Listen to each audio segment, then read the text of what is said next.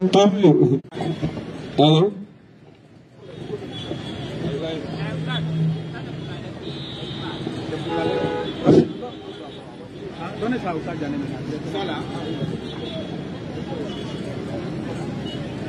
Allô? Alhamdulillah. Allô? Allô? Allô?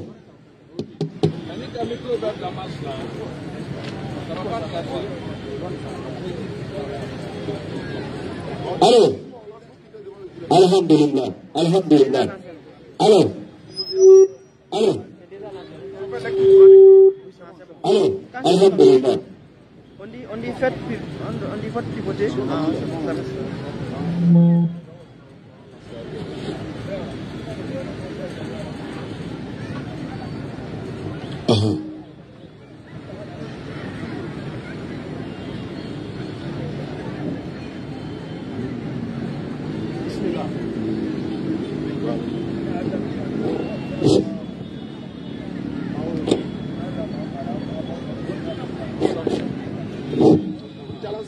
Ah oui, c'est là. أعوذ بالله من الرجيم بسم الله الرحمن الرحيم إن الحمد لله الذي نحمده ونستغفره أعوذ بالله من شرور أنفسنا ومن سيئات أعمالنا من يهد الله فهو المهتدي ومن يضلل فلن تجد له وليا مرشدا وأشهد أن لا إله إلا الله وحده لا شريك له وأشهد أن محمدا عبده ورسوله وصلى الله عليه وعلى آله وأصحابه ومن تبعهم بإحسان إلى يوم يقوم الناس لرب العالمين ربي اشرح لي صدري ويسر لي أمري واحلل عقدة من لساني يفقه قولي الذين قال لهم الناس إن الناس قد جمعوا لكم فاخشوهم فزادهم إيمان وقالوا حسبنا الله ونعم الوكيل. Alhamdulillah, louange à Allah, le maître du temps et des circonstances qui transcendent le temps et l'espace. Allah, le créateur des cieux et de la terre, le maître de l'argile parlante et de l'entité résonante. Allah, l'intemporel-spatial, le sempiternel, qui n'a ni commencement, ni interruption, ni fin d'existence, nous attestons, affirmons, confirmons, réalisons et maintenons son unicité dans chaque moment de nos vies, dans chacune de nos pensées et dans chacun de nos actes. Nous avons la conception nette qu'il est absolument unique et transcendant, celui qui subsiste par lui-même El-Qayoum. Il est Allah avant et après la création. Après l'avoir glorifié, magnifié, exalté, nous lui demandons de déverser sa miséricorde infinie, sa grâce infinie, sa paix sur la meilleure des créatures. Le prophète Mohammed sallallahu alayhi wa sallam, celui-là même qui a été envoyé comme la miséricorde incarnée à tout l'univers. Chers frères et sœurs en Adam, je vous lance ici la salutation fraternelle. Je vous salue, chacun d'entre vous, selon sa position géographique. Et chers frères et sœurs en islam, je vous lance ici la salutation des habitants du paradis, celle qui décolle avec la paix, qui transite par la miséricorde et qui atterrit avec la bénédiction seigneuriale, qui n'est rien d'autre que Assalamu alaikum wa rahmatullahi wa barakatuh. Wa alaikum assalam wa rahmatullahi wa barakatuh. Alhamdulillah, une fois de plus encore, c'est un honneur pour nous. La DDR, ici présente Oustaz Diané, de la DDR Côte d'Ivoire, le fondateur de la DDR dans le monde entier, pour ne pas dire l'un des fondateurs, et Oustaz Ouattara Ibrahim, que je suis, nous sommes ravis de nous retrouver ici en Guinée avec nos frères et sœurs en Adam et nos frères et sœurs en islam. Le musulman, partout où il se rend, tant qu'il croise déjà un musulman, il est en famille chez lui. Non. Et depuis que nous sommes arrivés, nous sommes très heureux. Mais nous n'avons pas assez de temps, comme vous le constatez. Alors nous allons aller très rapidement. Cette dawa que nous décidons de faire aujourd'hui, ne pensez pas que nous allons apporter quelque chose de nouveau. Rien de nouveau.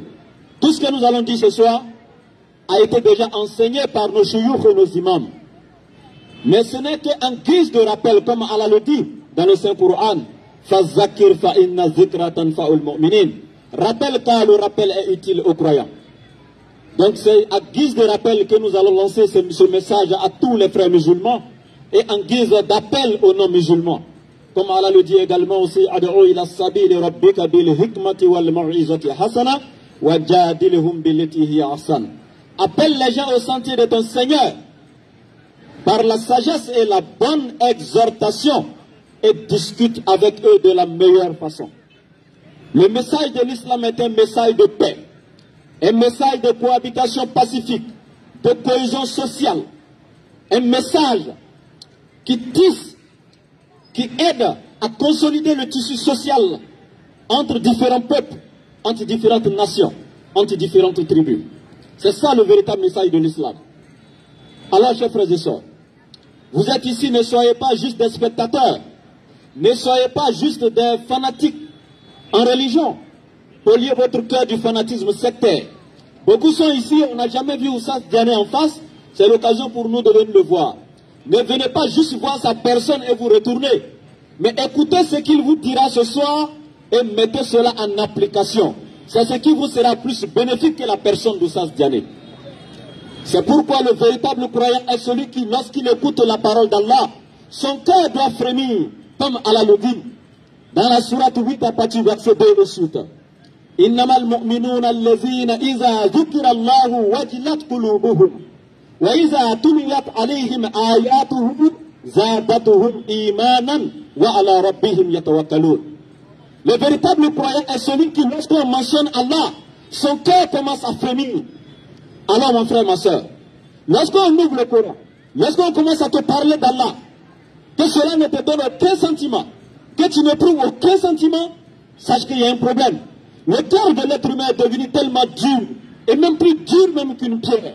On mentionne Allah à côté du véritable musulman, du véritable croyant aujourd'hui, celui qui se dit musulman croyant, il n'éprouve aucun sentiment. Il peut même rester là à écouter la parole d'Allah et se pencher à autre chose, subhanallah. Alors que le véritable croyant, quand on dit Allah, son cœur commence à frémir par crainte de son Seigneur, subhanallah. Et Allah il dit, لو أنزلنا هذا القرآن على جبل لرأيته خاشعا متصدعا من خشية الله وتلك الأمثال نضربها للناس لعلهم يتفكرون. Si ce Coran nous l'avions fait descendre sur une colline ou une montagne, vous verrez cette montagne ou cette colline-là se traduire en poussière tout simplement, s'écrouler tout simplement, par crainte de son Seigneur, par crainte d'Allah. Et Allah expose ces exemples aux êtres humains afin qu'ils réfléchissent à ce qu'ils raisonnent. Mais c'est l'être humain qui écoute la parole d'Allah, qui mémorise la parole d'Allah et qui est dans la désobéissance, sans prêter attention à tous les actes qu'il pose. Alors je le dis, Allah dit dans le Coran, le véritable croyant c'est celui qui lorsqu'on mentionne Allah, son cœur commence à frémir. Et lorsqu'on commence à citer les versets d'Allah, cela ne fait que augmenter sa foi, cela ne fait que accroître sa foi et sa crainte en Allah. Et Allah dit, Allazina yuqimuna as-salata, c'est ceux-là qui accomplissent la salata à l'heure et la manière qui a été prescrite. Ce ne sont pas ceux qui vaquent à leurs occupations personnelles, là où il n'y a pas d'urgence, et c'est le soir qu'ils rassemblent toutes les prières obligatoires en gros pour Allah. Tu n'es pas un véritable croyant. Allah a prescrit les 5 prières quotidiennes, la salat, avec des temps bien déterminés. C'est pourquoi il dit Hafizu ala salawati wa salatul wusta wa qumu lillahi qanitin. Alors l'homme, chacun d'entre nous, musulmans, croyants, croyantes, nous devons veiller sur les 5 prières à leur temps et les exécuter comme elles ont été prescrites. Et Allah dit wa mimma razaqnahum yunfikun, et qui font largesse, qui font du bien avec ce que nous leur avons octroyé. De tout ce que Allah a donné, ils ne font que du bien autour d'eux avec. Ils assistent les pauvres lorsqu'Allah leur donne un peu de moyens matériels. Ils assistent les malades, etc. Et ceux à qui Allah a donné un peu de science, parce qu'Allah dit, de ce que nous leur avons octroyé comme bien, ils font largesse avec. Et le bien ne se résume pas seulement qu'à l'argent. Même le peu de science qu'Allah t'a donné, partage avec celui qui ne sait pas. Et c'est pourquoi nous sommes ici aujourd'hui. Le message, le peu de connaissances qu'Allah nous a donné, afin de partager avec la communauté. Non. Et donc Allah continue. Il dit, Ulaika humul mu'minuna haqqan. Ceux-là sont les véritables croyants. Ceux qui, lorsqu'on mentionne Allah, leur cœur commence à frémir. Lorsqu'on commence à lire les versets d'Allah, ils prêtent attention, ils se concentrent, ils écoutent attentivement. Et qui ensuite se repentent après avoir entendu ceci n'est pas bien, alors qu'il sait qu'il faisait cela, il se repent aussitôt, demande pardon à Allah. Allah dit, voici les véritables croyants. Ulaika humul mu'minuna haqqan. Allah dit, lahum darajatun 'inda rabbihim. Ces personnes-là auront des rangs très élevés auprès de leur Seigneur. Wa maghfiratun, ainsi qu'un grand pardon de la part d'Allah. Allah leur pardonnera tous leurs méfaits. Wa rizqun karim, ainsi qu'une dotation généreuse. Alors, chers frères et sœurs en islam, nous vous interpellons. Pensez au récit, au verset de votre Seigneur. Soyez des musulmans pratiquants. Soyez des musulmans fervents. Soyez des musulmans sincères. Soyez des musulmans actifs. Ne suivez pas les autres musulmans. Ne suivez pas votre religion comme ça dans l'ignorance et dans l'insouciance. Allah vous interpelle. Alors, chers frères et sœurs en islam, nous sommes ici dans le cadre de la dawa, comme je le disais tantôt. Le plus noble de tous les métiers, le plus grand de tous les travails, c'est le travail des prophètes et des messagers. Certains nous voient faire ce travail et pensent que nous n'avons rien à faire. Certains voient les daïs, ceux qui appellent à Allah et les critiquent. Ce sont des gens qui n'ont rien à faire. Nous pouvons faire mieux que vous dans la société. Nous pouvons faire plus que vous dans la société. Mais ce travail que nous avons choisi est d'abord un devoir sacré pour nous. C'est une fierté pour nous, c'est une joie pour nous. Parce que c'est le meilleur de tout le travail. Parce que c'est le plus noble de tout le travail. Parce que c'est ce travail qu'ont fait les prophètes et les messagers. Alors si pour vous, nous qui nous sommes livrés à la dawa, si nous sommes des paresseux, c'est que les prophètes par ricochet seront qui? À toi de répondre. Alors nous disons une fois de plus, cette dawa doit se faire aussi dans la sincérité. Beaucoup de gens se réclament, je suis daï, je fais la dawa. Et cela n'est accompagné d'aucune sincérité. La dawa doit se faire que rien que pour Allah. Et non pour chercher la renommée. Et non pour chercher la grandeur. Et non pour chercher le matériel de ce monde. Beaucoup prennent la religion pour faire une couverture sur eux, alors qu'en bas ce sont des loups. Ils sont là pour dévorer les riches, pour chercher le matériel, la renommée et la grandeur. Et qu'Allah nous épargne. Parce que ce travail-là, tu le feras. Amilatun nasibatun. Tu n'auras aucun mérite auprès d'Allah le jour de Yawmul Qiyamah. Parce que tu l'as fait rien que pour chercher dunya et non pour chercher la face d'Allah. Waliyazubillah, qu'Allah nous en préserve. Alors, chers frères et sœurs, le prophète alayhi salatu wa salam nous dit pour cela, dans la sourate Yusuf, la sourate 12 à partir du verset 108, et de Kul, Hazihi sabili ad'u ila Allahi ala basiratin. Ana wa manitaba'ani wa subhanallahi wa ma'ana min al-mushriqin. Et il dit, moi Muhammad, voici mon chemin. J'appelle les gens à Allah. Moi et ceux qui me suivent, nous basons sur une preuve évidente. Gloire et pureté à Allah, je ne suis point du nombre des associateurs. Alors, chers frères et sœurs, c'est pourquoi nous, qui décidons de suivre Muhammad alayhi salatu wa salam, nous avons fait de cela aussi un devoir sacré pour nous. Nous basons aussi sur une preuve évidente qui est le Coran. La parole d'Allah incréée. La parole d'Allah à travers laquelle Allah se manifeste. La parole d'Allah qu'il a donnée à l'humanité afin que par elle, l'humanité soit sauvée. Le Coran qui est vérité, qui est véridique, qui est vérifié et vérifiable. La parole d'Allah. Ce Coran n'est descendu sur la terre pour laisser aucune autre parole ou quoi que ce soit dans le ciel qui pouvait se comparer à lui. Et le Coran n'est pas venu sur la terre trouver quelque chose qui était égal à lui. Si quelque chose est égal à Allah, ça veut dire que quelque chose peut être égal à la parole d'Allah. Alors mes frères et sœurs en islam, Allah dit وَلْتَكُنْ مِنْكُمْ أُمَّةٌ يَدْعُونَ إِلَى الْخَيْرِ وَيَأْمُرُونَ بِالْمَعْرُوفِ وَيَنْهَوْنَ عَنِ الْمُنْكَرِ وَأُولَٰئِكَ هُمُ الْمُفْلِحُونَ. Que soit issu parmi vous un groupe de gens qui appellent à Allah, qui appellent les gens à Allah, qui appellent les gens au bien, qui exhortent les gens à pratiquer le convenable, et aussi qui exhortent les gens à s'éloigner du blâmable. Allah dit voici ceux qui réussiront. Alors s'il n'y avait personne parmi les musulmans qui faisait ce travail, tous les musulmans seront responsables devant Allah de l'égarement de non-musulmans. Parce que la dawa est un fardu ayn, un acte obligatoire à chaque musulman. Chaque musulman est tenu de faire la dawa comme le prophète l'a dit. Balighu anni walau aya. Dispensez de moi ne serait-ce qu'un seul verset. La dawa dans ta famille, c'est un devoir pour toi de la faire. La dawa dans ton voisinage, la dawa auprès de tes amis, etc., etc. Alors, mais quand il y a déjà un groupe de personnes qui se responsabilisent de ce fardeau, qui se portent garant de faire ce travail, ça devient fardeau kifaya pour les autres musulmans. Et c'est dans ce sens que nous sommes là. Nous demandons la paix d'Allah sur nous tous.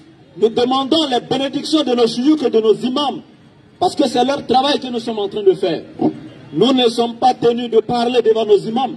Mais c'est avec leur permission que nous le faisons. Afin qu'ils corrigent les erreurs que nous laisserons derrière nous. Alors mes frères, nous devons nous conseiller. Non? Nous devons nous interpeller. Oui, je vous disais de suite là tantôt. Ne venez pas ici pour être juste des assistants. Juste des spectateurs. Et vous levez pour rentrer, j'ai vu où ça s'arrête là. Non. Écoutez le message d'Allah. Exhortez-vous vous-même avec ce que vous entendrez. Repentez-vous, car le pardon d'Allah est pour tous. Le temps de la miséricorde n'est pas encore passé. Le temps du repentir n'est pas encore pensé.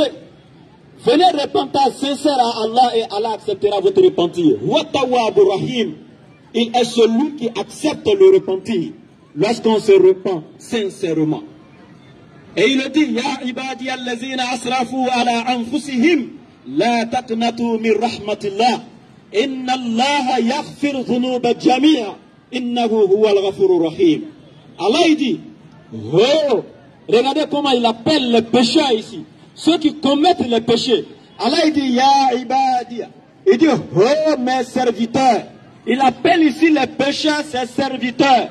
Ya ibadi allazina asrafu ala anfusihim. Vous qui avez commis des excès à votre propre détriment. Vous qui avez commis des péchés graves. Vous qui avez commis l'adultère, la fornication. Vous qui mentez jour et nuit. Vous qui mangez illicitement le bien du faible, du pauvre, etc. Allah il dit, ne désespérez pas en la miséricorde d'Allah. Allah il pardonne tous les péchés. C'est lui le grand pardonneur, le miséricordieux. Non.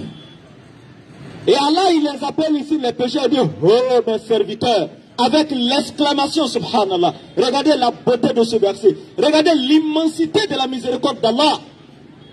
Les pécheurs, il dit, mes serviteurs. Et toi, qui es-tu pour fermer la porte de la miséricorde aux pécheurs?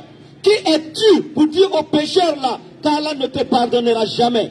Qui es-tu pour fermer la porte de la miséricorde, de la repentance aux créatures d'Allah?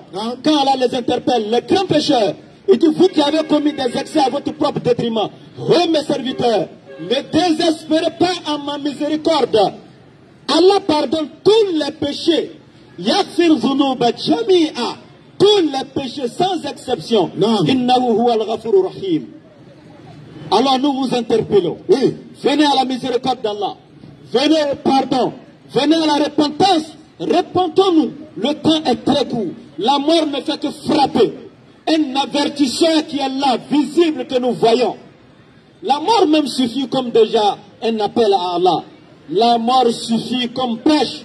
La mort suffit déjà comme interpellation. La mort doit suffire pour nous donner des conseils. Parce qu'elle ne distingue ni classe d'âge, ni rang social. Elle frappe partout. Que tu sois enfant, jeune, vieillard. Que tu sois fort, faible. que tu es quelqu'un qui a le pouvoir, que tu sois parmi les plus pauvres de la société, la mort ne fait que frapper sans distinction de classe d'âge ni de rang social. Non. Cela doit nous interpeller, chers frères et sœurs. Voici le mois de Ramadan. En moins de 2 semaines, voici le mois de la repentance. Voici le mois de pénitence. Voici le mois du pardon que Allah t'offre gratuitement. Inch'Allah. Il reste moins de 2 semaines seulement.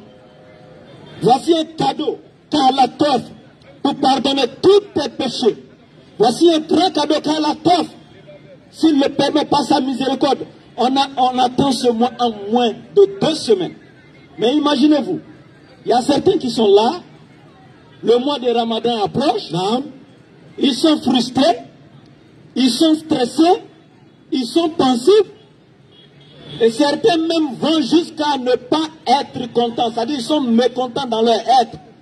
Parce qu'ils se disent quoi? Ah, voici encore le mois de la faim qui est arrivé, le mois de la souffrance. Mais si je ne gêne pas, on dira que tout le monde a gêné sauf moi. Oui. Je suis obligé de gêner. Mais tu sens qu'il gêne mais il n'est pas content. Subhanallah. Mon frère, ma soeur, le mois de Ramadan n'est pas venu pour toi, alors il faut te reposer. Sinon c'est tout simplement un régime alimentaire que tu vas observer pendant 30 jours. Parce que Allah a ses attributs. Allah, son unicité est divisée en plusieurs branches. Non. Mais l'unicité d'Allah dans son adoration consiste à diriger toute forme d'adoration par pur amour, par reconnaissance et par devoir vers Allah. Je dis bien par pur amour, par reconnaissance et par devoir vers Allah. Mais toi, ton adoration, il n'y a pas d'amour dedans. Il n'y a pas de reconnaissance dedans. Tu as pris seulement le devoir. Parce qu'Allah t'a imposé ça. Ah, si je n'ai pas fait, je vais partir en enfer. Tu te forces de faire. Parce que si tu n'as pas fait, il n'y aura pas de gens le jour de ton décès pour t'enterrer. Non. Tu le fais parce que tu es dans une famille où tout le monde gêne. Donc si tu n'as pas gêné, tu seras indexé. Mais tu le fais avec l'amertume au fond de toi-même. Allah dit que tu n'es pas concerné. Parce que dans la sourate 2, verset 183, Allah il dit Ya ayyuhallazina amanu kutiba alaykumus siyam kama kutiba alal lazina min qablikum la'allakum tattaqun. Allah il dit oh vous qui croyez. Et quand Allah parle ici des croyants, c'est ceux qui sont fermes dans la croyance. C'est ceux qui adorent Allah avec amour, avec assiduité, avec dévouement. Ils sont assidus, ils sont dévoués. Ils le font par amour, par reconnaissance envers leur Seigneur. C'est ceux-là les véritables croyants. Et c'est pour eux que le mois béni a été prescrit. Allah il dit, vous qui croyez, il dit, Kutiba alaykum siyam, le jeûne vous a été prescrit, comme Kutiba alal lazina min qablikum, tel qu'il a été prescrit à ceux qui vous ont précédés. Alors mes frères, ce mois béni qui arrive, qui est un mois qu'Allah a prescrit aux croyants, qu'attends-tu pour être un véritable croyant? Qu'attends-tu pour accueillir ce mois de pénitence avec amour, avec joie, afin qu'Allah puisse te pardonner? Alors mon frère, ma soeur, je serai plus long. Dans 2 minutes, je conclue. Donc pour dire tout simplement, ce mois qui arrive là, il faut le préparer dès maintenant. Mon frère, réponds-toi sincèrement avant l'entrée de ce mois. Non. Pendant que les gens sont allés couper les arbres, pendant qu'ils sont allés désherber, pendant qu'ils sont allés labourer, ils sont allés semer, toi tu ne les as pas suivis. Hein? C'est le moment où ils vont aller faire la récolte que tu prends un sac pour les suivre. Tu vas dans le champ de qui? Tu vas faire quoi? Je m'arrête là, Inch'Allah, s'il y a des questions. Merci. Alhamdulillah, alhamdulillah, rabbil alamin, wa salatu wa salam ala rasulillah, wa salam alaykum wa rahmatullahi wa barakatuh. Voilà, c'est une salutation à l'assistance ici, pour que vous sachiez que, au niveau de la DDR de la Côte d'Ivoire, nous sommes en Guinée en ce moment, dans le cadre d'accompagner notre fille qui s'est mariée ici en Guinée, en même temps par ricochet, faire aussi la dawa qui est notre devoir de tous les jours. Je salue également la grande famille musulmane de Guinée, la famille Diané de Guinée, la famille Gaouni également, la sœur Alamaëla, la présidente de la DDR au niveau de la Guinée. Et comme vous le savez, ça c'est la première conférence, hein, n'est-ce pas, du temps que nous allons passer ici en Guinée. Nous avons déjà des invités qui peuvent déjà venir pour qu'on va échanger parce que en 2022, quand nous étions là, on a échangé avec eux, on a eu des débats et tout ça. Demain, Inch'Allah, il y aura un débat également à la maison des jeunes de Nongon, de 20h à 22h demain, Inch'Allah. Donc nous serons là-bas. Il y a des personnes, des pasteurs qui vont venir nous rencontrer. On va échanger autour du thème entre l'islam et le christianisme. Quelle est la religion véritable donnée par l'éternel Dieu qui est censé sauver l'humanité tout entière? Nous sommes musulmans. Nous sommes là pour défendre l'islam par la sagesse et la bonne exhortation. Donc demain, les frères chrétiens viendront pour nous prouver que tous les musulmans sont dans l'erreur. Mais ils vont apporter les arguments qu'ils ont selon les Écritures. Et c'est de ça qu'il s'agit. Également, je crois le dimanche ou le 7, on a un autre débat avec un frère qui viendra de Kamsa, Inch'Allah. Lui, il prétend que le fils de Marie, Jésus, est lui son Dieu, le Dieu que toute l'humanité doit adorer. Et lui et la DDR ont pris un engagement. Nous lui avons dit, honnêtement, s'il a pu prouver, selon sa Bible, que c'est le fils de Marie qui est le créateur des cieux de la terre, tous les musulmans de Guinée, là, on va devenir chrétiens. Mais s'il n'arrive pas à le faire, qu'il se convertisse à l'islam. Il a accepté, il a même fait des audios qu'il a envoyés, et ces audios-là seront joués à l'assistance ce jour-là pour qu'on puisse écouter le défi que nous avons lancé, Inch'Allah. Donc, on retourne directement à la série des questions-réponses parce qu'on a commencé un peu en retard. Mais Inch'Allah, demain 20h, 22h à la maison des jeunes de Nongon, vous êtes tous invités pour le débat. Inch'Allah. Salam alaikum wa rahmatullah. Bismillah. Alaikum salam wa rahmatullahi wa barakatuh. Sans plus tarder, M. Eric a demandé. Le frère Eric. Ça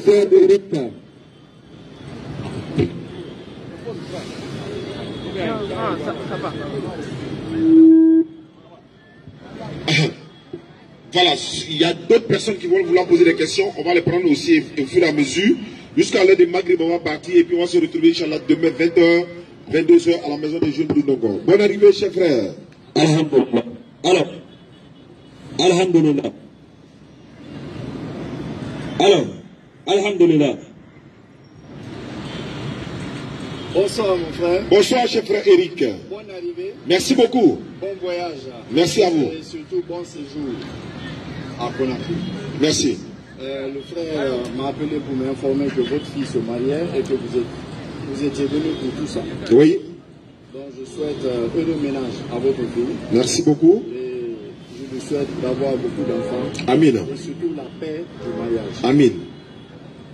Sans plus tarder, mon nom est Eric Adjimalis. Moi, je suis maître catéchiste à la paroisse Saint-Pierre Saint-Paul de Conflits. Je suis catholique. Donc, le frère a introduit avec des points tout à l'heure que j'ai bien écouté. Il dit de ne pas avoir un esprit fanatique face à la religion, mais d'avoir un esprit ouvert et de compréhension face au débat religieux. En tant que chrétien ou en tant que musulman, nous devons avoir cet aspect qu'il signale. C'est très bien. Maintenant, moi, je vais commencer par une question. Je commence par une question. Parce que vous avez parlé demain sur la question du sauveur de l'humanité. Je ne sais pas, c'est à Nongo. Hein? Nongo, oui. Je serai de la partie, si Inch'Allah. Mais moi, je vais commencer par une question. Quand on prend la sourate 10, le verset 94, qui dit « Si tu es en doute de ce que nous t'avons révélé, va vers ceux qui ont reçu le livre avant toi. » Est-ce qu'un homme peut être en doute de ce que Dieu lui révèle par le biais de son ange, comme il l'a dit, qu'il n'y a pas d'événement plus puissant, il n'y a pas de parole plus puissante que le Coran. Est-ce qu'un homme peut être en doute de ce que Dieu lui révèle par le biais d'un ange et va vers les hommes pour que ceux-ci lui élucident cela, lui expliquent cela? C'est ma première question. J'ai d'autres suggestions et d'autres questions. Mais je commence directement par une question avant que nous avancions. Ok. C'est très intéressant. La question sourate 10, verset 94. Si tu es en doute sur ce que nous t'avons révélé, alors interroge, etc., etc. On va prendre le verset 1, 2 de la même sourate rapidement, la sourate 10. Vous allez comprendre quelque chose. Et c'est ce qui est logique d'ailleurs. Frère 10, à partir du verset 1 et 8. Alif Lam Ra. Voici les versets pour dire pour plein de sagesse. Est-il étonnant pour les gens que nous ayons révélé à un homme d'entre eux avec tous les gens et annonce la bonne nouvelle aux croyants qu'ils ont auprès de leur Seigneur une présence méritée. Ok. Merci beaucoup. Vous voyez dans le verset du début, Allah est clair. Est-il étonnant pour les gens que nous ayons choisi parmi eux l'un de leurs comme messager? En fait, les Juifs qui vivaient au temps du prophète, d'abord même certains de ses contemporains, les Arabes, et la plupart même d'ailleurs, ne croyaient pas, vous écoutez s'il vous plaît, ne croyaient pas en sa prophétie, ils ne croyaient pas en son apostolat. Alors, Allah il dit, à chaque fois les Juifs venaient, lui dire qu'il n'était pas un véritable prophète. Donc Allah il dit au prophète, ceux-là, interroge-les, dans leur livre là, il est écrit que tu es prophète et ils te connaissent comme ils connaissent leurs propres enfants, comme dans la sourate 2 à partir du verset 146. Ils te connaissent comme ils connaissent leurs propres enfants. Maintenant ici, il dit si. Nous savons, nous sommes allés à l'école, le si ici est une conjonction de subordination. C'est une condition. Il dit si tu doutes, il n'a pas dit qu'il a douté. Parce que la sourate 2 à partir du verset 285, Allah il dit Amana Rasul Bima Unzila Ilayhi. Le messager a cru à ce qui lui a été révélé. Là, Allah il confirme, il certifie que le messager a cru à tout le message, il n'a jamais douté.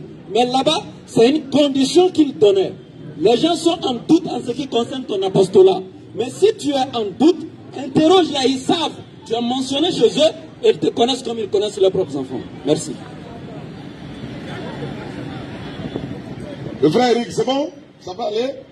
J'ai suivi son développement, mais je ne suis pas d'accord. Parce que le verset est clair. Le verset est clair. Le verset dit, je vais lire le verset. Bien sûr.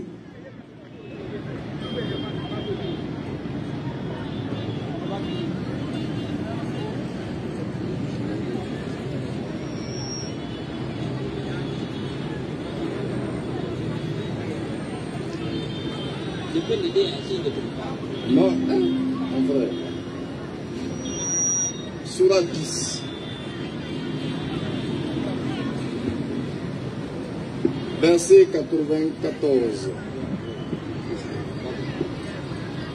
Qui dit, et si tu es en doute sur ce que nous avons fait descendre sur toi, interroge alors ceux qui lisent le livre révélé avant toi. La vérité, certes, est venue de ton Seigneur. Ne sois donc point de ceux qui doutent. Le verset est clair. Ici, il y a une condition qui est posée. Allons-y, allons-y. Il y a une condition qui est posée. On lui demande s'il est en doute. Vous comprenez? Et au-delà de cette condition, on le renvoie vers les hommes. Ici, j'ai posé une question claire. Je ne sais pas si vous n'avez peut-être pas compris ma question. Je dis, est-ce qu'un homme peut recevoir une révélation divine par la voix d'un ange? Douter de cela et partir vers les hommes, que ceci lui clarifie cette révélation. Ma question a été claire. Parce que quand tu prends la Bible, de la première à la dernière feuille, il n'y a aucun prophète biblique qui a douté de ce que Dieu lui a révélé. Il n'y a aucun prophète biblique à qui Dieu a révélé son message, qui est parti vers les hommes pour lui confirmer ce que Dieu lui a révélé. Ça n'existe pas. Merci beaucoup. S'il vous plaît. D'abord, je vous le dis aussi, le prophète Mohammed n'est jamais parti vers les hommes pour aller chercher la confirmation du message qu'il a reçu. Jamais. Dans aucun livre historique, vous ne verrez. Ça fait un. Deuxièmement, vous êtes d'accord qu'il y a une condition. Et vous dites, au-delà de cette condition, on le renvoie vers les gens. Non, ce n'est pas au-delà de cette condition. C'est le français. Nous échangeons. La condition a été donnée. S'il est en doute en ce qu'il a reçu, s'il a un doute concernant ce qu'il a reçu de la part de son Seigneur, c'est en ce moment qu'il ira interroger les gens qui lisent le livre avant lui. Vous pouvez lire la phrase, s'il vous plaît? Vous pouvez lire. Lisez-moi le verset là. Non, je veux que vous lisiez vous-même le verset, s'il vous plaît. Parce qu'à la conclusion du verset, il dit, ne sois donc pas des gens qui sont dans le doute. Bien sûr, et vous allez voir, calmez-vous. Surat 94, on dit, et si tu es en doute sur allons doucement, mot par mot, oui. Et si tu es en doute sur ce que nous t'avons révélé, donc si tu es en doute sur ce que nous t'avons révélé, Allah il met la condition. Si tu doutes de ce qu'on t'a révélé, oui, interroge alors le livre révélé à toi. Attends d'abord. Donc, la condition pour qu'il aille interroger ceux qui lisent le livre avant lui, c'est qu'il doit douter, n'est-ce pas? N'est-ce pas? Maintenant, le Coran dit, dans la sourate 285, le messager a cru à ce qui lui a été révélé de la part de son Seigneur. Amana Rasoul, bima unzila ilayhi min rabbi. Il n'a jamais douté. Alors que pour aller interroger ceux qui lisaient le livre, la condition était qu'il doute. Mais le même Coran dit qu'il n'a jamais douté. Alors il n'est jamais allé vers eux pour avoir la confirmation de son message, mon frère. Je vais t'ajouter une sourate, frère Eric. Sourate 43, le verset 43. Tu vois que Allah va lui garantir encore sur sa position dans ce qu'il est. Sourate 43, verset 43. Qu'est-ce qui est écrit? Tiens fermement à ce qui t'a été révélé. Tiens fermement à ce qui t'a été révélé, car tu es sur le droit chemin. Tu comprends ce que je dis? Il dit, tiens fermement à ce qui t'a été révélé, car tu es sur le droit chemin. Mais je te confirme que tu es sur le droit chemin. Tu vas le demander à qui encore? Il n'a jamais douté. Il n'a jamais douté. Au contraire, quelqu'un qui doute ne peut pas garantir le salut à quelqu'un. C'est le seul Coran qui garantit le salut du musulman, écrit noir sur blanc. Si vous êtes musulman, vous rentrez au paradis, vous et vos épouses.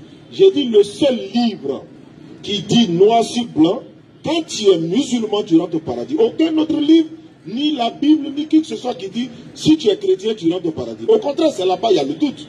Puisque ce verset-là n'existe pas. Si. Est-ce que tu as bien compris? Moi, je vous affirme tout de suite. Je vous donne les versets. Non, je veux que tu comprennes d'abord. J'ai très bien compris ce que vous dites. Calmez-vous, calmez-vous. Qu'est-ce que j'ai dit? Vous dites que c'est le seul livre qui garantit le paradis aux croyants. Je n'ai pas dit ça clairement. J'ai dit ceci. Non seulement ça garantit, mais ça dit explicitement, vous qui êtes musulmans, entrez au paradis. Le mot musulman est accompagné du paradis. Si tu veux contredire ça et montrer que Mohammed a douté et que le livre est douteux, il faut montrer une phrase dans ta Bible où on dit, si tu es chrétien, entre au paradis. C'est bon. Le mot chrétien accompagné du paradis. C'est bon, vous avez fini de parler. J'ai posé la question. D'accord. Et tout le monde a entendu. Oui, d'accord. C'est quoi le chrétien? Je réponds à votre question par une question. C'est quoi le mot chrétien est adressé à qui? Acte chapitre 11, verset 26. Tous ceux qui sont disciples de Jésus-Christ sont appelés chrétiens. C'est pas ce qu'il dit. Tous ceux qui croient en son nom sont Acte chapitre 11, le verset 26. C'est pas ce que le verset dit. On n'a pas dit tous ceux qui sont disciples de Jésus. Écoutez, s'il vous plaît. On dit dans Acte chapitre 11, le verset 26 dit. L'ayant trouvé que la manière, je vais dire que c'est à Antioche que furent appelés pour la première fois les chrétiens. Les disciples de Jésus-Christ sont appelés pour la première fois chrétiens. Alors, donc, le chrétien, c'est celui qui est disciple de Jésus-Christ. Non. Non. Il ne faut pas faire l'amalgame. Mais on te laisse quand même. Allons-y. Non. Oustaz, vous êtes oustaz, moi je suis maître catéchiste. Donc, dans les deux cas, on est maître. Dans l'islam, vous êtes maître, je suis maître chrétien. Le Acte chapitre 11, verset 26 dit que c'est à Antioche pour la première fois qu'on appela les disciples du Seigneur Jésus-Christ chrétiens.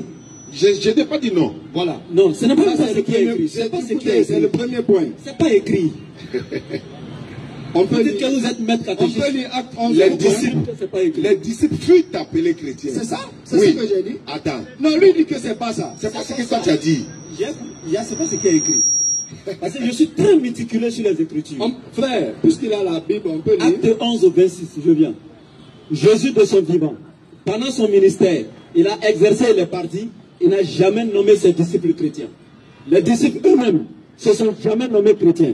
Qui sont ceux qui étaient à Antioche? Est-ce que c'était Pierre et les apôtres qui ont été choisis pour les enfants d'Israël?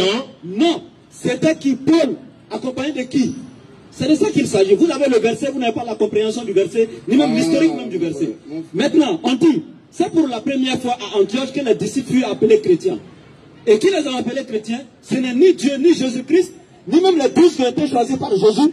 Ce sont les adorateurs de la déesse Astarté, des païens, des idolâtres, qui les ont appelés comme ça. Et la note explicative de la Bible, commentée par les chrétiens, théologiens chrétiens, disent que le mot chrétien était un sobriquet lancé aux disciples, en d'autres termes, une moquerie, une injure.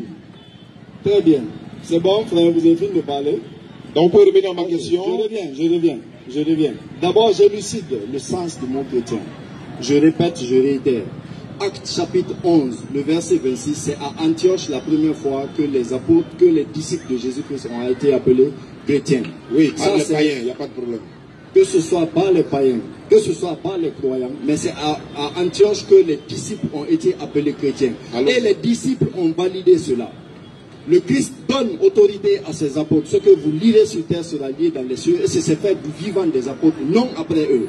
Ce que vous lirez sur terre sera lié dans les cieux. Ce que vous délirez sur terre sera déliré. Les apôtres sont différents des disciples. Je reviens à ça. Vous avez demandé de savoir quel est le passage biblique où on dit que le chrétien entre au paradis. J'ai cherché d'abord à vous définir le sens du mot chrétien. Le chrétien, c'est celui qui croit en Jésus-Christ. Je vous commence par l'introduction de Jean chapitre 1, le verset 14 qui dit, le verset 12 à 13 qui dit, mais à tous ceux qui l'ont reçu, à tous ceux qui croient en son nom, elle leur a donné le pouvoir de devenir enfants de Dieu. Et en ce sens, on sait qu'un enfant de Dieu ne va pas en enfer. Mais le Christ dit, dans Jean chapitre 14, le verset 2 à 3, Jésus dit, je vais vous préparer une place auprès de mon Père.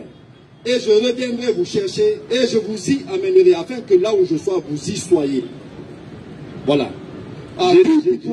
S'il vous plaît, vous m'avez posé une question. Vous ne répondez pas à la question. Je finis de développer, s'il vous plaît.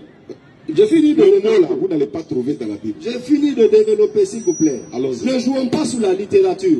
La foi ne se joue pas sur la littérature. Ne jouons pas sur le sens littéraire des mots. Non, on ne joue pas sur le sens littéraire des mots.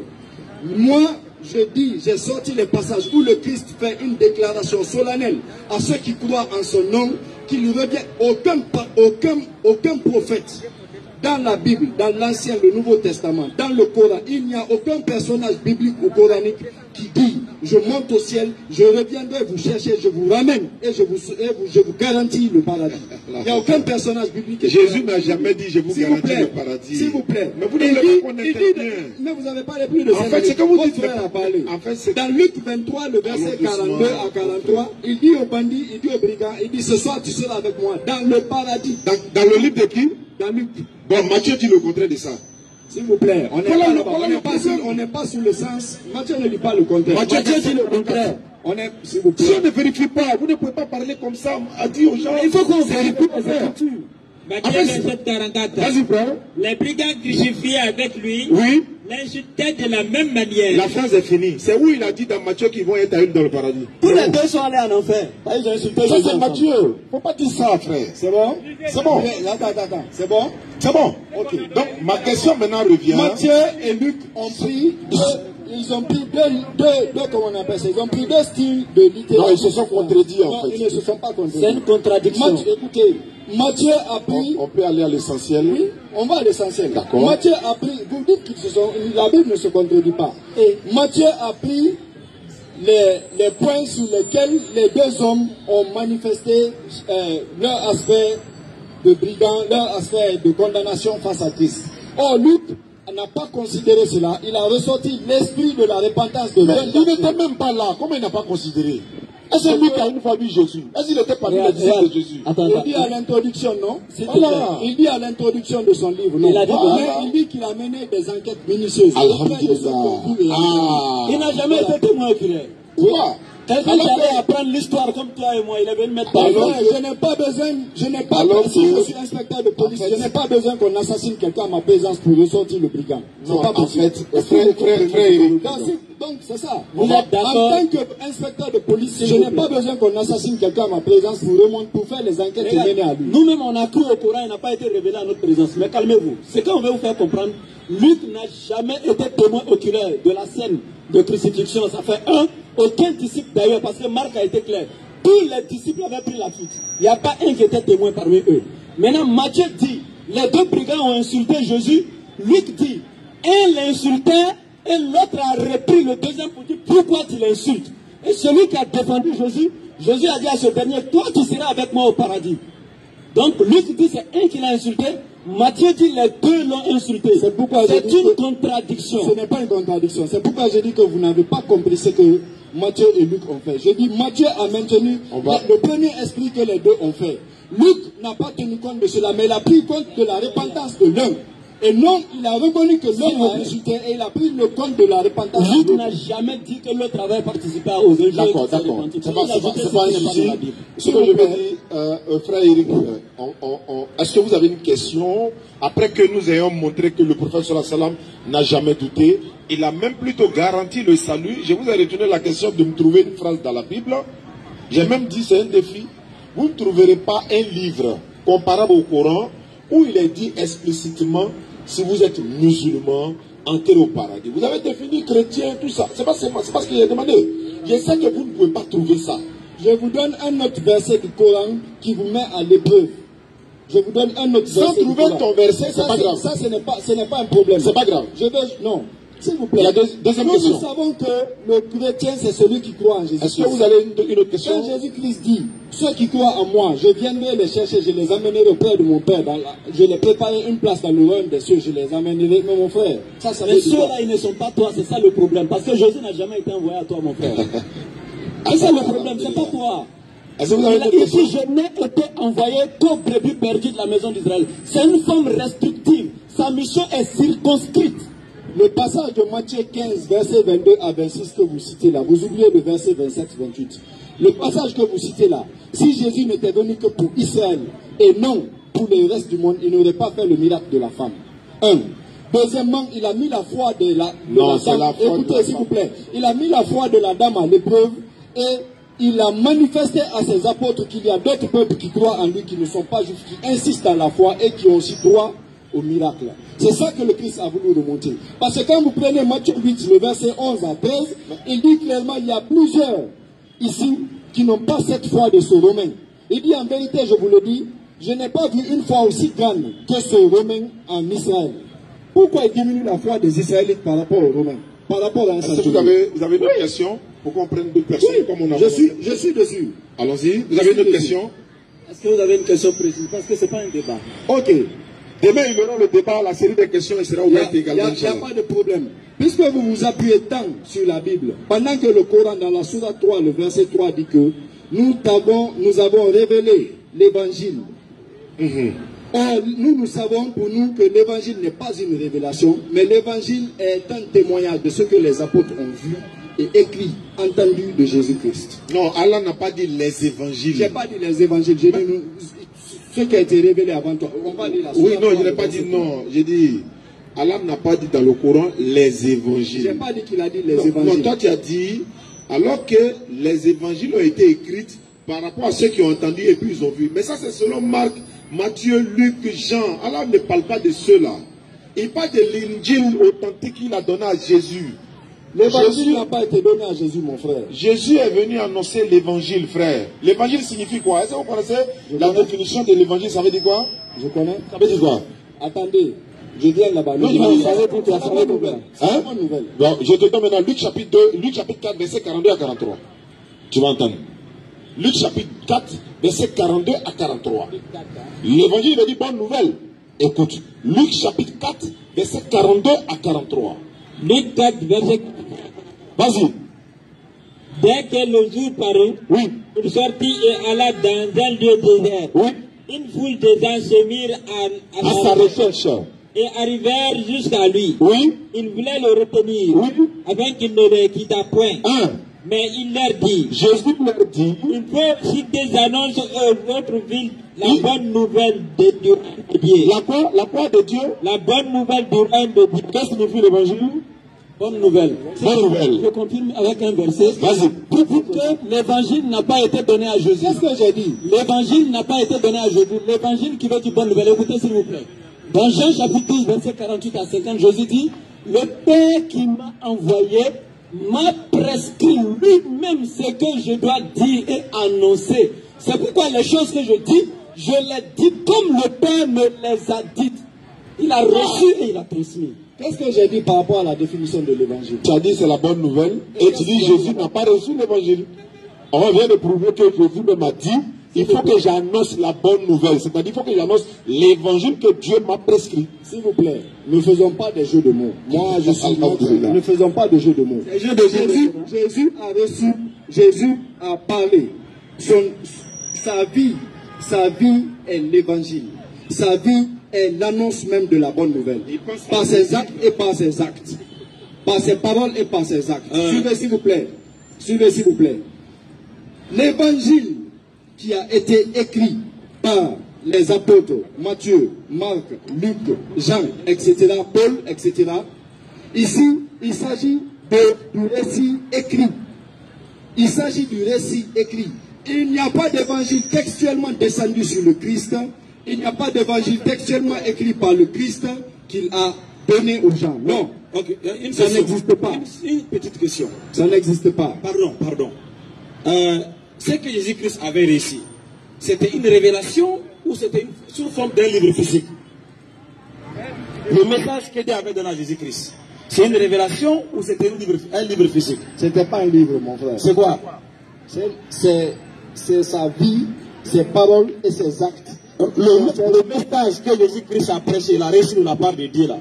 C'est un livre physique ou une révélation? Ce n'est pas un livre physique. C'est quoi alors? C'est quoi? Que sa vie est un témoignage pour ceux qui ont non, ce qu'il prêche là, ce qu'il parle, c'est la bonne nouvelle. C'est la bonne nouvelle. Où il reçoit ça? Qui lui a donné ça? Est-ce que ça a été écrit?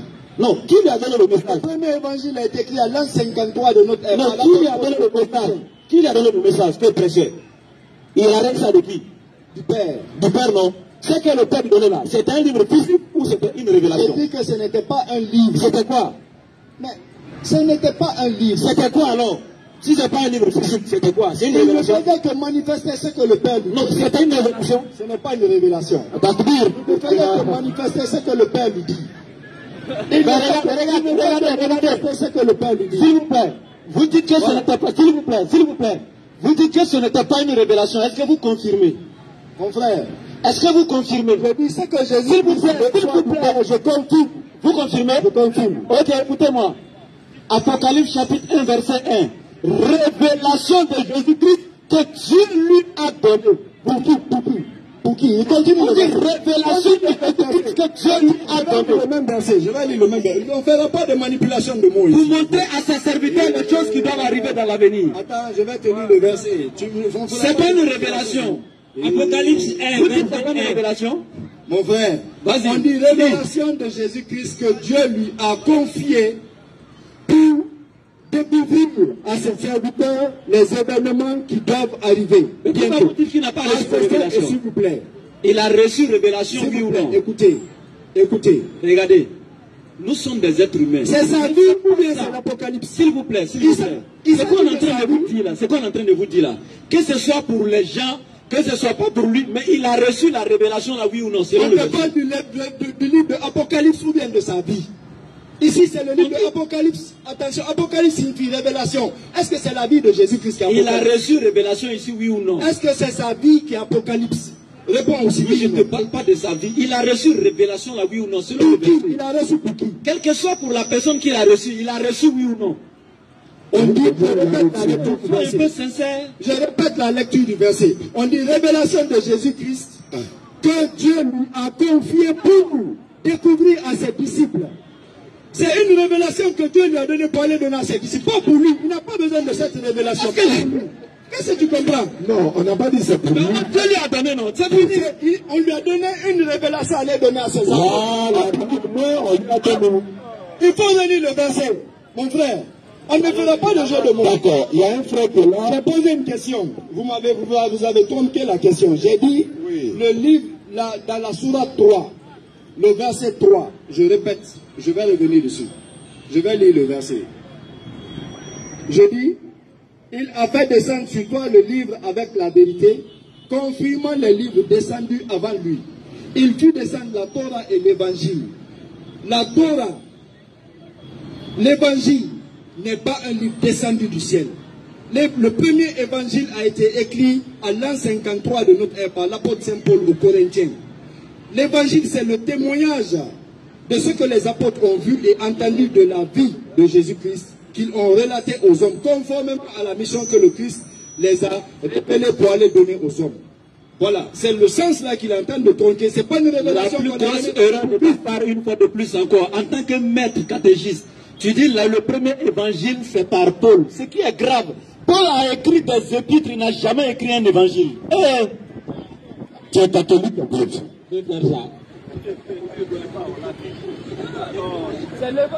Paul a écrit des épîtres.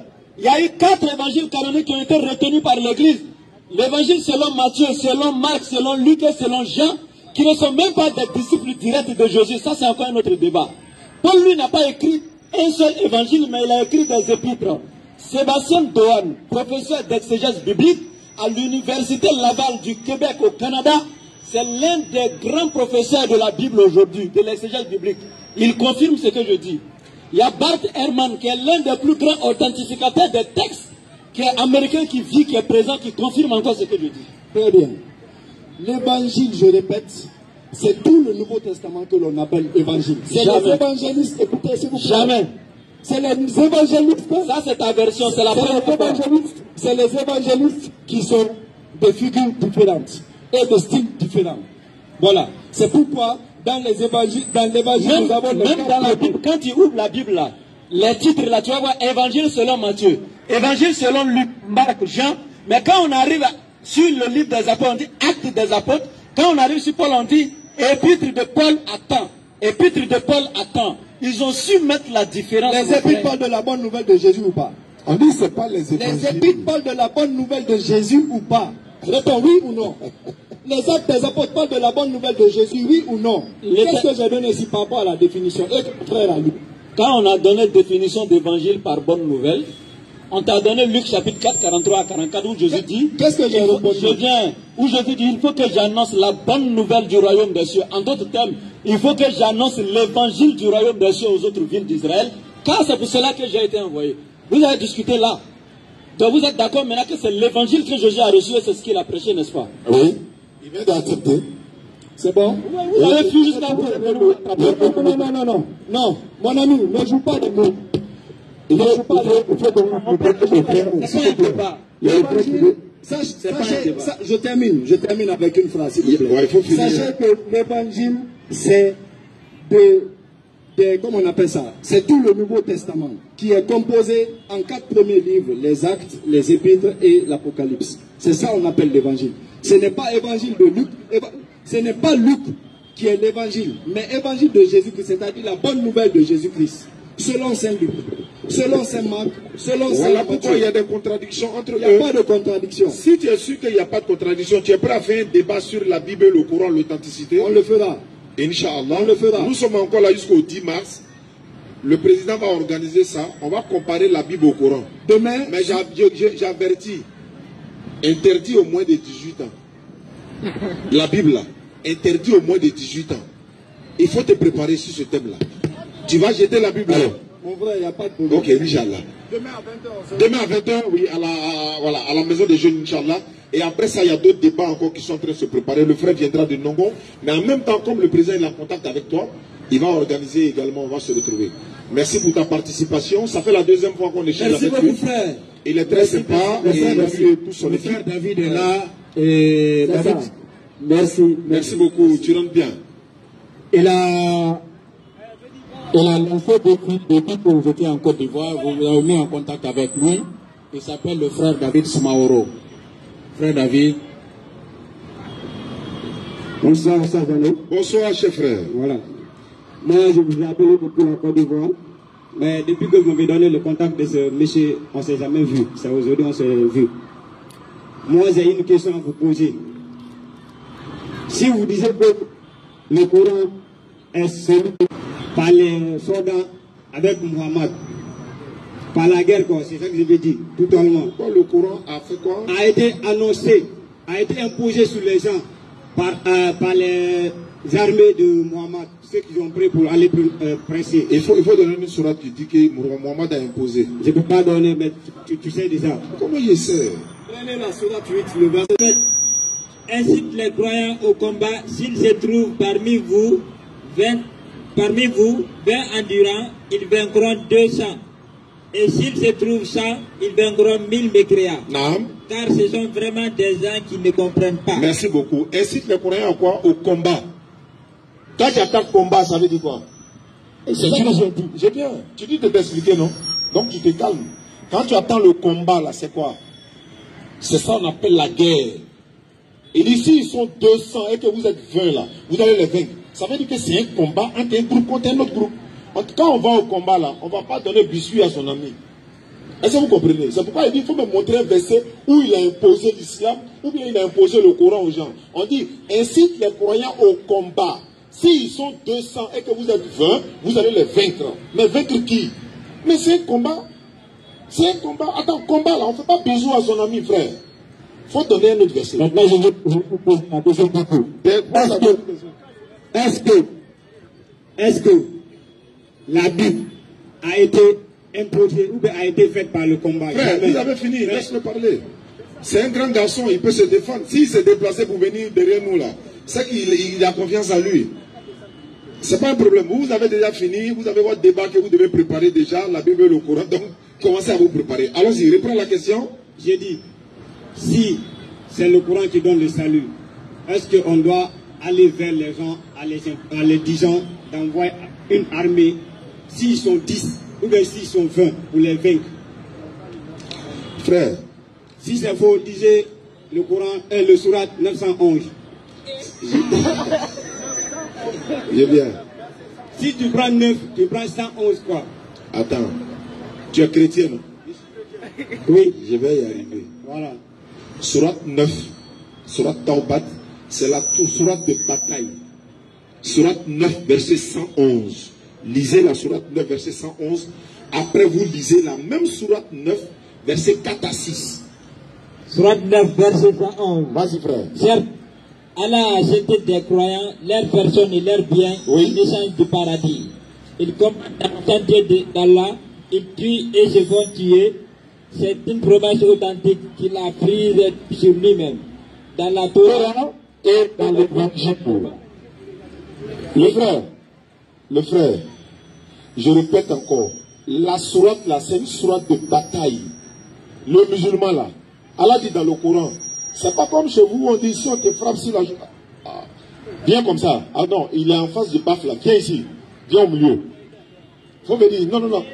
Quand tu vas allumer, ça va siffler. Sourate 9, verset 4 à 6. Ouais, c'est bon. Sourate 9, verset 4 à 6. Oui. Dans la même sourate 9 que tu as donné là, Allah a jeté les croyants. Ils tuent, ils se font tuer. Ça n'a rien à voir à aller tomber sur les gens pour les tuer. Ils tuent, ils se font tuer. Qui se fait tuer? C'est encore toujours dans une bataille. Ça, c'est la légitime défense. Dans le Coran, là, c'est pas comme la Bible, hein, où on dit si on te frappe sur la joue droite, il faut donner l'autre joue. Non. Allah dit, défendez-vous si vous êtes attaqué. Sourate 9 que tu as donné, je te lis la sourate 9, verset 4 à 6. Vas-y, frère. Verset 4. À l'exception des associateurs avec lesquels vous avez conclu un pacte. À l'exception des associateurs avec lesquels vous avez conclu un pacte. Oui. Est-ce que un croyant a conclu un pacte avec toi qui a connu ici? Tu étais au courant de ce pacte-là? Tu sais de quel pacte ils ont signé? Non, ça ne te regarde pas. Allons-y. Vas-y. Ils ne vous ont manqué en rien. Oui. Ils n'ont soutenu personne à lutter contre vous. Ils n'ont soutenu personne à lutter contre vous. On parle de guerre. Vas-y. Respectez pleinement le pacte conclu avec eux. Allah dit, respectez pleinement le pacte que vous avez conclu avec eux. Continue. Allah aime les pieux. Vas-y. Au verset 5. Après que les mois sacrés expirent. Après que le mois sacré soit expiré. Tuez les associateurs. Où que vous les trouvez. Continue. Capturez-les, assiégez-les. On dit les associateurs avec qui vous avez conclu un pacte. On conclut un pacte de non-agression durant 4 mois. Nous, on est dans cette pacte-là. Ils viennent tomber sur nous pour nous tuer. Allah dit, après les 4 mois sacrés, attaquez-les. Maintenant, dans l'attaque là, qu'est-ce qu'Allah dit? Jetez-les dans toute embuscade. Vas-y. Et si ensuite ils se répandent, oui, et accomplissent la solat et acquittent la zakat, oui, alors laissez-leur la voie libre. Continue. Car Allah est pardonneur et miséricordieux. Continue. Verset 6. Et si l'un des associateurs te demande asile, écoute maintenant. Si l'un des associateurs avec qui vous êtes en combat vient te demander asile, il te demande pardon, il te demande protection, alors que c'est un ennemi, et là c'est qu'Allah dit, accorde-le lui. Il faut lui accorder l'asile.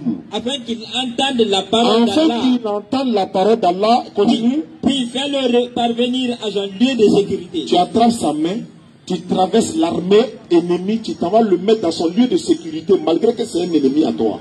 C'est ça l'islam. Car ce sont des gens qui ne savent pas. Mais comme tu es chrétien, ça me fait plaisir que tu donnes les versets que tu es dans le Coran. Il faut t'apprêter à attendre ça dans ta Bible. Et puis tu vas m'expliquer. 1 Samuel 15, verset 3, Bible, parole de vie. La version parole de vie, s'il vous plaît. Toi, tu prends Ézéchiel 9, verset 6. Il a donné les deux là seulement, et puis tu vas m'expliquer. 1 Samuel 15, verset 3, version parole de vie. Ézéchiel 9, 6, dans l'autre version que tu veux là-bas. S'il vous plaît, il fait déjà l'heure de la solate. On rappelle que demain, 21, 22 heures, à la maison du peuple de Nongon, il y aura un débat entre la DDR et des pasteurs qui viendront. Et Inch'Allah, la suite des programmes vous seront donnés. Demain déjà, on a une rencontre avec une maman qui est pasteur depuis 20 ans. Elle est venue nous rencontrer hier, on a échangé. Donc la deuxième partie, c'est demain, Inch'Allah, ça sera transmis en direct. Mais demain, 21, 22 heures, tout le monde vient à la salle. Ézéchiel 9, non, 1 Samuel 15, verset 3. 1 Samuel 15, verset 3. 1 Samuel 15, verset 3, Bible, parole de vie. Toi, tu es sûr que le verset que tu as lu, si c'était une réalité, tu allais quitter ici la Saint-Jean. On allait te griller ici. Mais en réalité, l'islam, c'est pas ça. Non, non, non, il va où? Non, dans lui, c'est moi qui suis en train de parler à lui. On vous fait croire qu'on tue les gens. C'est pas ça, c'est la paix. L'islam, c'est la cohésion. Le musulman n'a jamais attaqué quelqu'un. Alors, mon frère, tu ne peux plus écouter ta propre Bible. Il dit que le frère Ouattara ne doit pas être lui, pas le public. Il est en train de fuir le débat. Viens. C'est pas fini, viens. Je sors dedans. Pardon. Lui, il va parler. Viens t'arrêter là. On est à Conakry, on est en direct et puis tu fuis. Tu ne peux pas avoir mon frère. Allons-y, fais la lecture. Il n'est pas à la hauteur. Non, il ne peut pas dire ça. En fait, le verset que je vais donner là, tu vas venir expliquer. Hein? Allons-y. 1 Samuel 15, verset 3. Oui. Et bien maintenant. Arrête, frère. Va les attaquer. Alors, attends. Sako. Comme son chef. Je vais m'adresser à lui, à son chef directement. Nos enfants sont là déjà. Il n'y a pas de... Écoutez ce que votre Dieu dit dans votre Bible. Et bien maintenant, va les attaquer à cause de moi. Va les attaquer à cause de moi. Détruis complètement tout ce qui leur appartient. Détruis complètement tout ce qui leur appartient. Sois sans pitié. Il faut que tu sois sans pitié. On a dit dans le Coran, accompagne-le dans les lieux de sécurité. Il dit, il faut que tu sois sans pitié. Fais mourir tout le monde. Fais mourir tout le monde. Continue. Les hommes. Les femmes. Doucement, on fait un à un. Les hommes. Allons-y. Les hommes. Les femmes. Les enfants. Et les bébés. Et les bébés aussi, il faut les tuer. Les bœufs. Et les moutons. Mon frère, viens répondre. Les bébés là, c'est dans la Bible que les bébés là, ils ont fait quoi? Viens répondre. Viens répondre. Son patron est là, il va répondre à sa place. Non, lui, c'est pas son patron. Lui, il est catholique, lui, il est évangélique. Mais lui, il est catholique. C'est vous qui croyez que Dieu a une maman là. Demain, vous allez venir répondre à ça. C'est lui qui pose la question, puis vous répondez. Donc, prenez le micro. Donne-moi ça là. Je veux savoir, qui a ordonné de tuer les bébés là? C'est qui? C'est Dieu. Les bébés ont fait quoi? Voilà, très bien. Ici, quand on lit la suite des versets, on voit que Son dit à Samuel quoi? À partir du verset 20 jusqu'au verset 28, on voit que les enfants d'Israël ont fait des holocaustes et des sacrifices et ont adoré les dieux et les dieux des étrangers. Est-ce que le bébé a adoré? Voilà ton problème. Je pose une question. La question c'est quoi? La question c'est quoi? Tu as demandé qu'est-ce que les bébés ont fait. Est-ce que les bébés l'ont adoré des idoles? Je suis là-bas, je suis en train de répondre. Non, réponds simplement si les bébés ont répondre. Vas-y. Voilà. L'Éternel a demandé de châtier tous ceux qui appartiennent à cette tribu, parce que les membres de cette tribu ont adoré des dieux des étrangers. Ils ont offert des sacrifices à ces dieux, ils les ont adorés, ils se sont prosternés devant eux. Quand tu prends le verset, le chapitre 14, qui précède le chapitre 15, tu peux m'envoyer là-bas. J'ai dit, le bébé là a fait quoi? Tu vas où? C'est ce que j'explique. Le bébé a fait quoi? Le bébé là, il a fait quoi? Tu ne verras pas ça dans le Coran. Il est puni par la faute de ses parents. Qui ça? Il est puni par la faute de ses parents. Deutéronome 24, 16. Le père ne portera pas le péché du fils et le fils ne portera pas le péché du père. Chacun meurt pour son péché. Mais si l'Éternel a décidé. Quel est l'Éternel qui a décidé? Et si l'Éternel a décidé? Tu as dit ça ici? Mais ce n'est pas dans le sens de répandre la religion. Non, frère. Ce n'est pas dans le sens de répandre la religion. On n'a jamais tué quelqu'un pour répandre la religion. L'Éternel a frappé les enfants d'Israël, son peuple. Il n'a pas frappé Il n'a pas envoyé un de ses messagers aller tuer un peuple pour son nom et sa religion. Voilà. Vas-y. Vas-y. Mon frère, lis-moi le verset Osée 13, verset 16. Osée 13, verset 16. Écoutez très bien, c'est le dernier cadeau. Osée 13, verset 16. Oui. Samarie sera punie. Samarie sera punie. Parce qu'elle s'est révoltée contre son Dieu. Parce que Samarie s'est révoltée contre son Dieu. Ils tomberont par l'épée. Ils tomberont par l'épée. Leurs petits enfants seront écrasés. Ce n'est pas leurs enfants, leurs petits enfants seront écrasés. Et l'on fendra le ventre de leurs femmes enceintes. Les bébés qui ne sont pas encore nés, on va fendre le ventre des femmes enceintes. Ça, c'est ton livre qui enseigne ça. Arrêtez ça. Arrêtez ça. Takbir. On est ici pour la prédication. Mais l'Éternel, je défends. Je défends. Le verset a été clair. Demain, ici, il s'agit d'une colère. C'est Dieu frappe son propre peuple. Mais lui, il a tout naturellement là. Ça ne fait pas je crois que Facebook a vu la même chose. Là, tu vois ça en jeu, quoi. Alhamdulillah. Donc demain 20h, 22h, Inch'Allah, on se trouve à la maison des jeunes de Nongon. Là-bas, on va vous donner la suite du programme. On va enlever l'index, tout le monde sans obligation, Inch'Allah. Notre première sortie à Conakry. Ashhadu. Ashhadu. La ilaha. La ilaha. Illallah. Wa ashhadu. Anna Muhammadan Rasulullah. Oh, il faut que la DDR comprenne que nous sommes très